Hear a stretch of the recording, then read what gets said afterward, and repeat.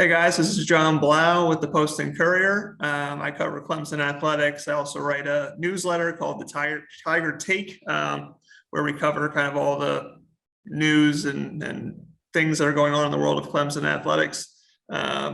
This is our countdown to kickoff feature, but if you're interested in that newsletter as well, you can go to thepostandcourier.com/the Tiger Take. Right now, we're doing countdown to kickoff with Tim Bourret, the former football sports information director for Clemson. We had you on the week after the Georgia game, Tim. It's your first time back. I feel like, the interesting thing to talk about first, I guess, would be the last time you went to the Carrier Dome. Was that in 2017? Were you there? And everybody talks about how unique of an experience it is there. What do you remember from that? Actually, John, the last time I was there for the 2019 game, Okay. Trevor Lawrence was the quarterback, and as I remember, had a season high passing yardage in that game, which ended up being a pretty easy victory for the Tigers. It was kind of close at the beginning. Trevor threw an interception early, but I believe we won 41-13, something like that. But I was there in 2017.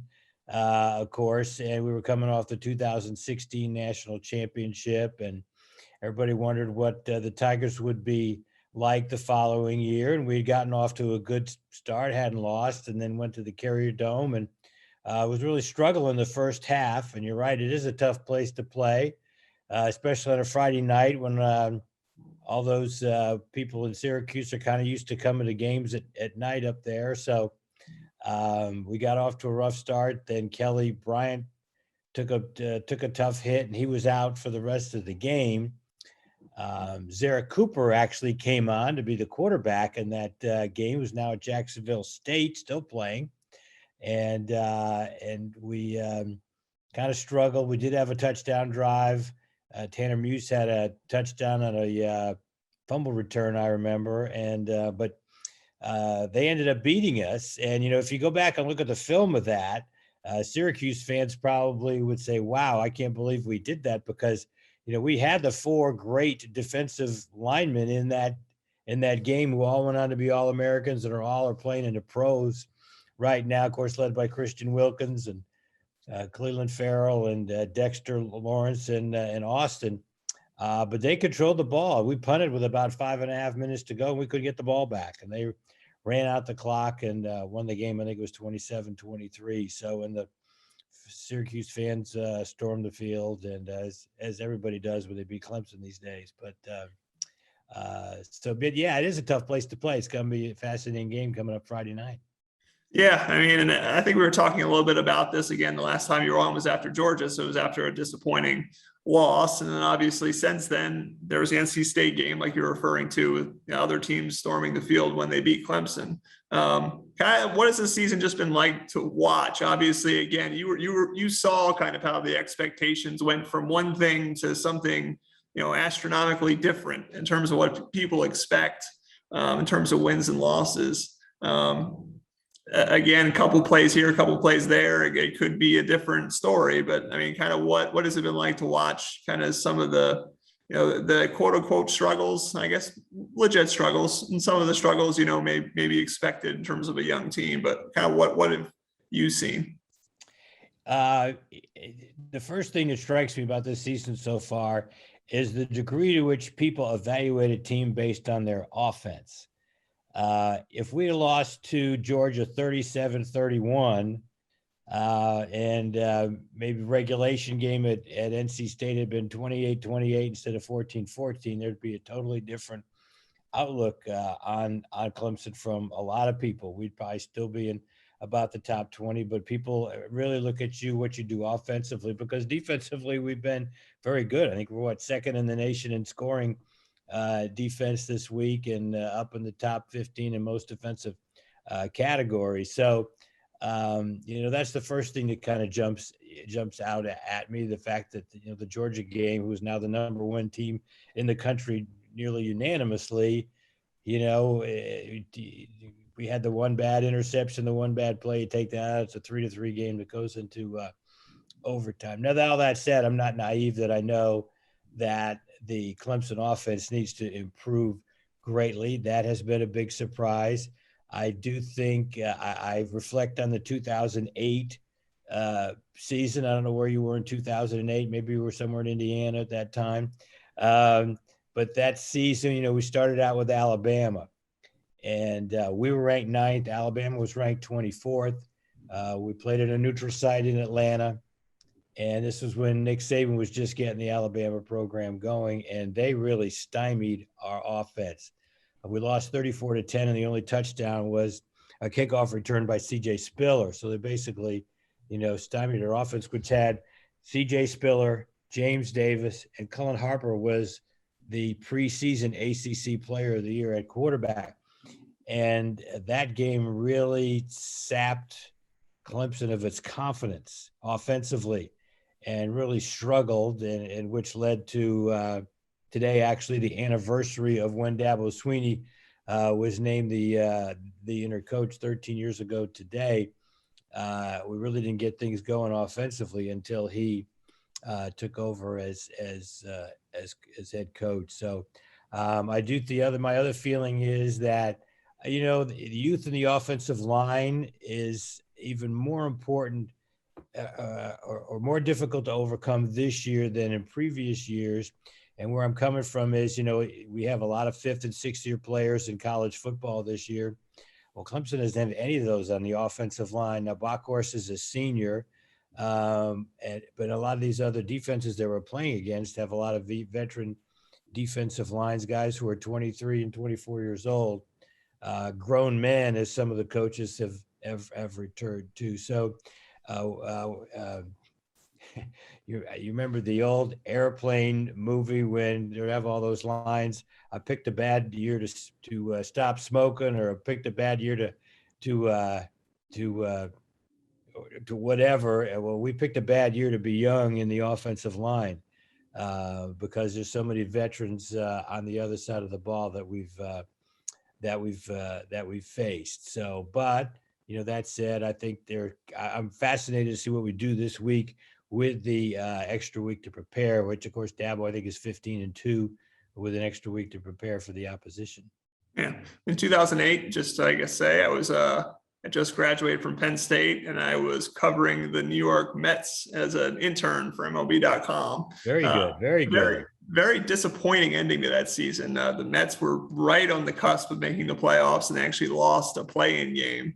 Actually, Scott Schoenweiss, who's from my hometown of Mount Laurel, New Jersey, he actually gave up a home run that lost it. I'd kind of gotten to know him because he went to the same high school as me. But okay. Yeah, did he pitch at Duke? What? Was he a Duke guy? He may have. I forget where he went to college. Guy. Yeah, he was an ACC guy. Yeah, we bonded more over the high school part. I didn't talk to him about his college, but yeah, I mean, I guess saying that everybody sees disappointment from time to time. Were you at all encouraged? Do you think, though, the Boston College game? I mean, obviously, only 19 points offensively, which those numbers probably again have to improve if you're going to keep up with some of these offenses. But at the same time, they did have over 400 yards of offense, more than 200 yards rushing. I think it was 231 exactly, and more than 200 yards passing. So they're moving the ball from, goal line to goal line, just not scoring points yet. So, I mean, I guess in terms of incremental progress, I mean, do you think that the Clemson offense is starting to make those strides, I guess? Yeah, I mean, I did see that aspect of improvement, which I've always looked important to have a balance. You may have heard me, or I know Clemson fans have heard me say that Clemson has never lost a game in its history when it's had at least 200 yards rushing and 200 yards passing. I think it's 107-0-1 now in its history. And Dabo, I think, said 55 games of at least 200 of each. And that's always been a big indicator. And that basically in running the ball. I think we're 70-1 under Dabo when we get at least 200 yards. So running the ball is important. And we had two different backs who showed us something. I thought Maffa averaging 8.3 yards a carry, and his action was important. Kobe Pace had 125 yards. After the first four games, quite frankly, I didn't think Clemson would have a 200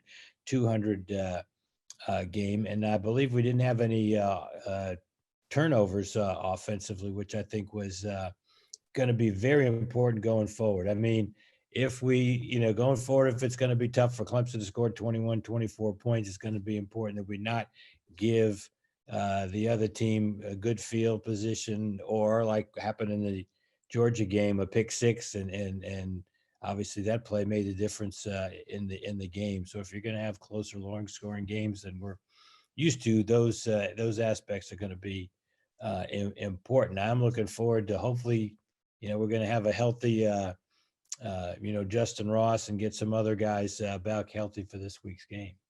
Yeah, I mean, I was going to ask you about that as well in terms of injuries. I mean, have you seen many seasons like this? I mean, I think Dabo said in his press conference that if we actually had a game last week rather than a bye, y'all would have been saying, who's that? Just because so many guys may have been missing. I mean, I think Will Putnam, obviously, with the toe, missed the last game. Mario Goodrich was out. Brian Brzee, Tyler Davis at defensive tackle, Will Taylor, Will Shipley. I mean, I could go on and on probably for the next 20 minutes, the rest of this, if I kept talking about injuries. But I guess, have you seen many seasons like this, or has this been kind of beyond the pale for what you're used to?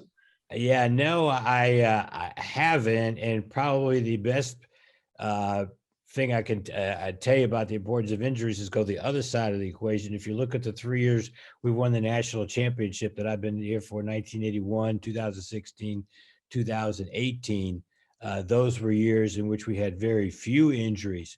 I do remember 1981 doing a stat where that a person who was going to only missed something like only 6 total player games in that 1981 season with guys who would have started the game. I know in 2018, I remember coming into that season and kind of comparing those two years, that the fact we didn't have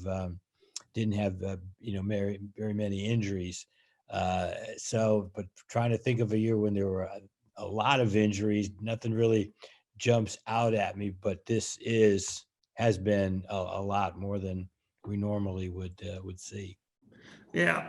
And so it's going to be interesting, like you said, in terms of, how Clemson comes out after this bye week. I think that a lot of the attention is going to continue to be on the offensive line, like we talked about, some youth there. But especially against the Syracuse team that runs the ball really well itself. I mean, Sean Tucker, I think, nearly has 800 yards already this season. He's a redshirt freshman, but he's a stout, stoutly built guy, makes people miss, runs through tackles, just an incredible runner there. Then Garrett Schrader, the quarterback, who's actually the son of the former Citadel quarterback named Schrader. He has, I think, about 300 something yards in his last 2 games rushing. 412 for the year, I know. Yeah, I think it's 315 over the last two games. Yeah. So, I mean, how important is it going to be for Clemson to maintain, keep the ball, obviously, and not just give, Syracuse the opportunity to just grind them on the ground on the other side? Well, that was the key to victory for Syracuse in the 2017 game that you talked about, that they were able to do that and do that, late in the game. I watched the Wake Forest Syracuse game, and I got to think, I think they had 354 yards rushing. I cannot remember a team having 354 yards, over 350 yards, and losing, a game. We've seen in Clemson history, as I just said, just get over 200 yards. I think Clemson's 70-1 in the Dabo Swinney era. So, stopping that run is going to be very important. Obviously, you got a quarterback who can run the ball. I think he had 186 yards against Wake Forest. And you're right, Tucker, that running back. Wow, he's kind of come out of nowhere. 719 yards and 9 touchdowns so far. Just a real tough guy, and catches the ball out of the backfield well too.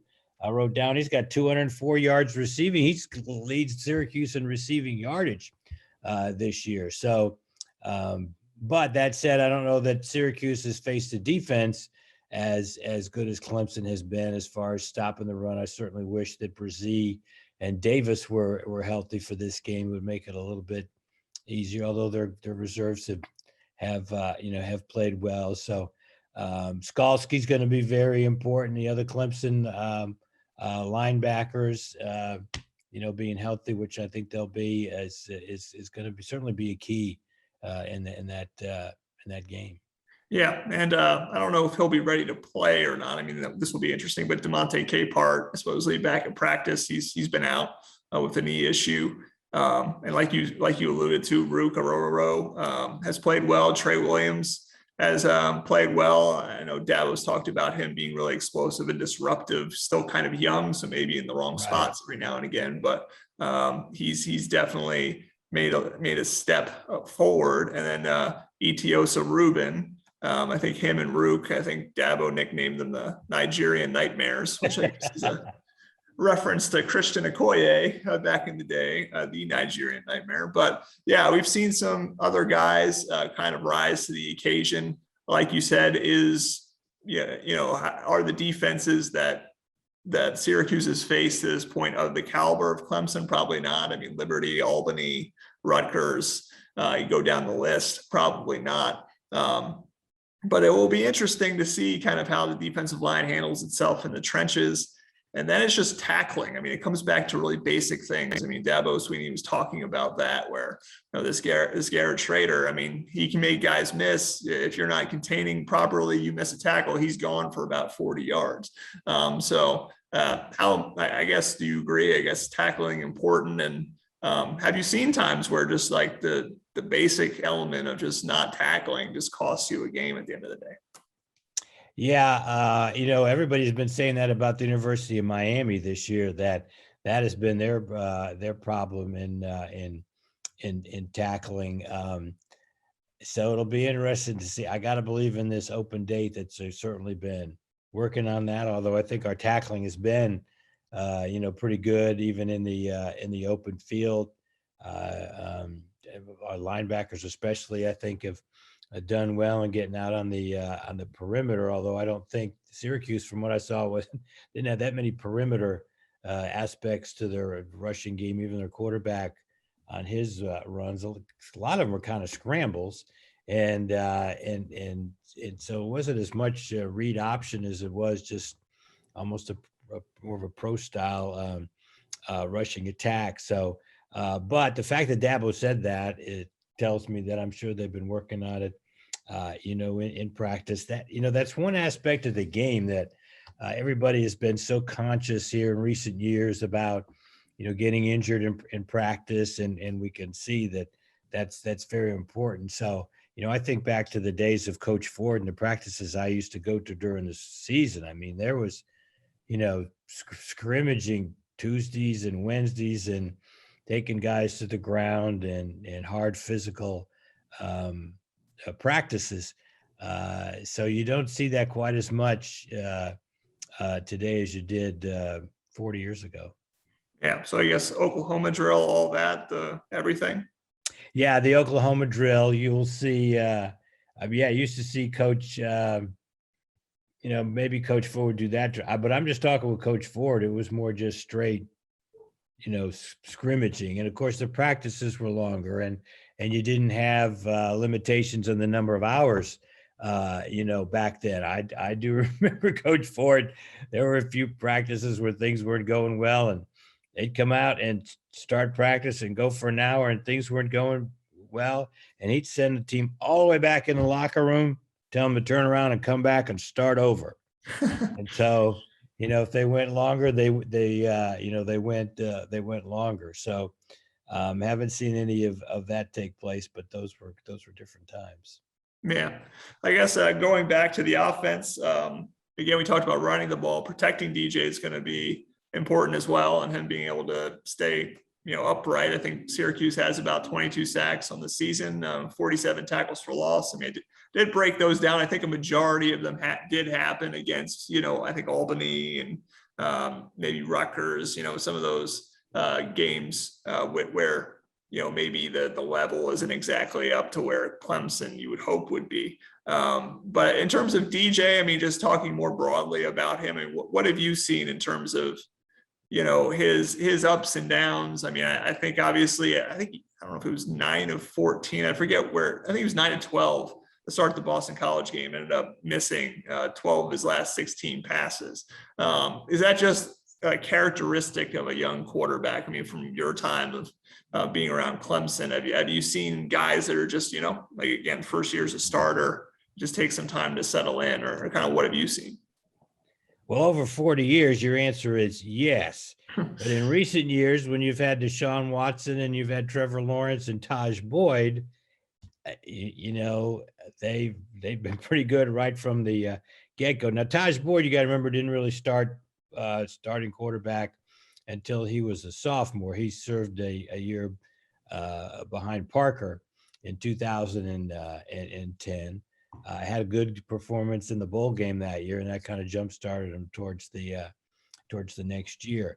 But everybody's expectations went crazy with DJ, if for anything else, because of one stat that I probably promoted more than anything, is the fact, with my having gone to Notre Dame and knowing their history, I said, that's the most passing yardage anybody's ever had against Notre Dame, when he had, 435 yards last year in South Bend, and to do it on the grand stage like he did, everybody figured, just from the get-go this year, he's going to throw for 400 yards every game.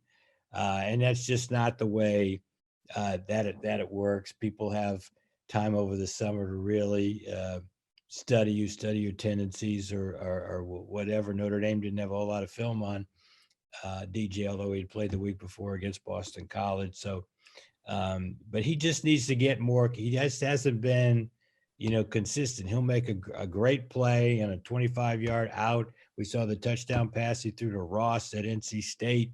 And he played pretty well at the end of the Georgia game, but it didn't take us to a touchdown. So I just think overall the consistency's going to be important. He's got to let up a little on his fastball. There have been some overthrows and patterns he should have hit, but I guess all of that is going to come with experience. He just messed up and did so well in those 2 games last year. We expected he was just going to plug in and beat Trevor Lawrence from the get-go, and that's just not the way it works. Yeah. I mean, how shocking was it when Trevor Lawrence came in and performed the way he did as a freshman? Is it almost you have a double take and like, that's not a freshman out there, or kind of, how shocking is it? Well, I felt that way. And his very first game was against Furman, but he threw 3 touchdown passes in relief. I mean, no freshman throws 3 touchdown passes against anybody in their first game. But the first real wow that I had, actually, I was in Atlanta working the Tour Championship, and we had finished broadcasting for the day, and the Clemson Georgia Tech game was on. And so I was actually in one of the trailers watching the Clemson Georgia Tech game with the producer, Tommy Roy, whose 2 kids went to Clemson. He's a big Clemson fan.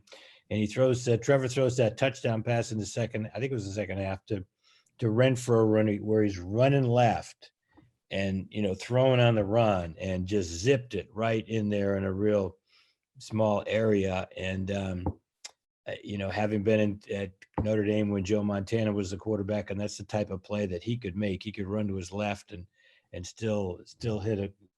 And I said, boy, that reminds me of something Joe Montana would do. And here he is, just a freshman. And obviously he impressed the coaches that game, because the next week he became the starter after that Georgia Tech game, and went on and had a terrific year. Yeah.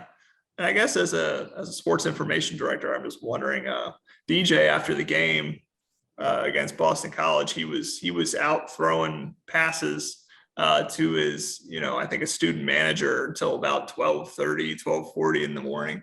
I mean, have you ever been trying to hunt down a player and they're out in the field, doing workouts, or like trying to like figure things out after a game that late? Can you remember players doing that? Not a football player. I've seen plenty of basketball players who will go out and shoot after they've had a poor game, but and I applaud DJ for doing that. I think that's the type of kid that he is. That he missed some overthrows in that game, and so he wanted to go out and work on correcting it. And that's the best way he knows how to do it. So to me, that was a terrific, sign. I'm sure there've been plenty of players over the years have had a bad game and they've just wanted to, I'm just going to go back to my dorm room and lie down. But he was right back out there, trying to correct it and trying to get better. So I thought that was a great sign. If we go on and get a run and get the offense going, people will reflect back on that.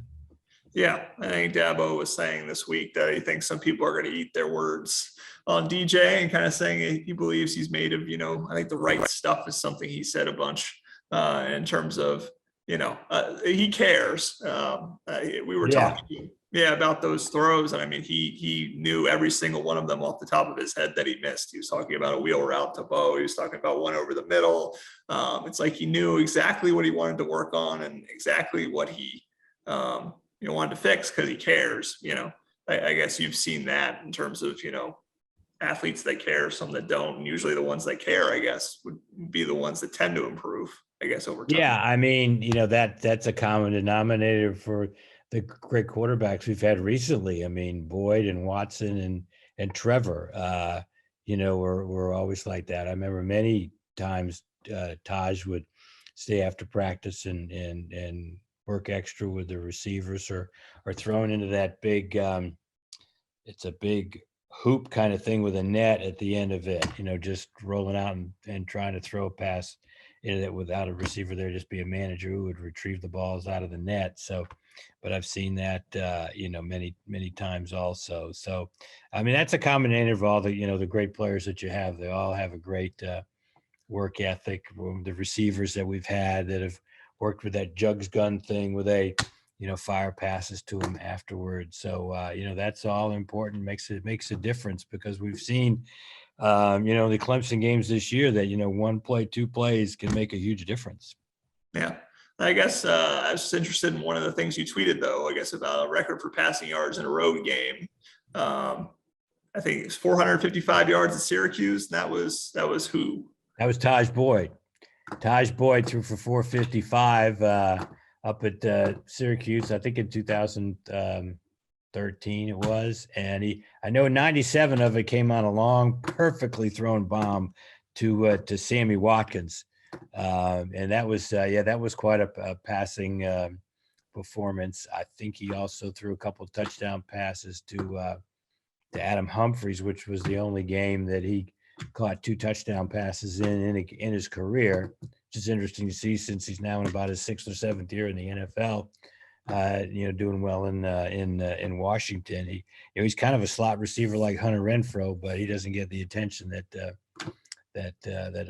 Hunter gets. But anyway, yeah, Taj had some big passing games there, and as I said earlier, 2019, Trevor did also. I think it's a good field. It's a good the artificial surface is a good field to run on, so you can have a big night for some receivers. And that's the one guy. If I had to pick a pick the click guy in this game, I'm kind of looking at Ross. He's due to have a big game, so I'm hoping he's going to have a big night. Yeah, sounds good. And I think the reason that Run Pro gets all the attention is because he can hit people like he did on that special teams play. I mean, guy can play safety.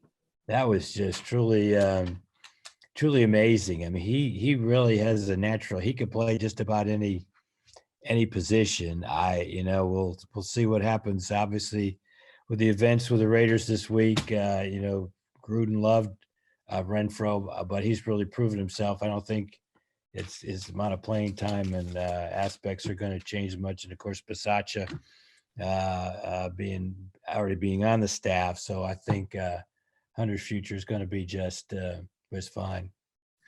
All right. Well, thanks, Tim, again for coming on and talking. Just to remind you guys one more time, again, this is our countdown to kickoff feature. We also have a newsletter that I put out, mostly daily, called The Tiger Take. You can go to postandcourier.com/The Tiger Take and get that right there. Get some news, get some anecdotes, some jokes, some stats, some from Tim, that are really good. So thanks again, Tim, for coming on, and thanks you guys for listening, and we'll see you next week. Great to be with you.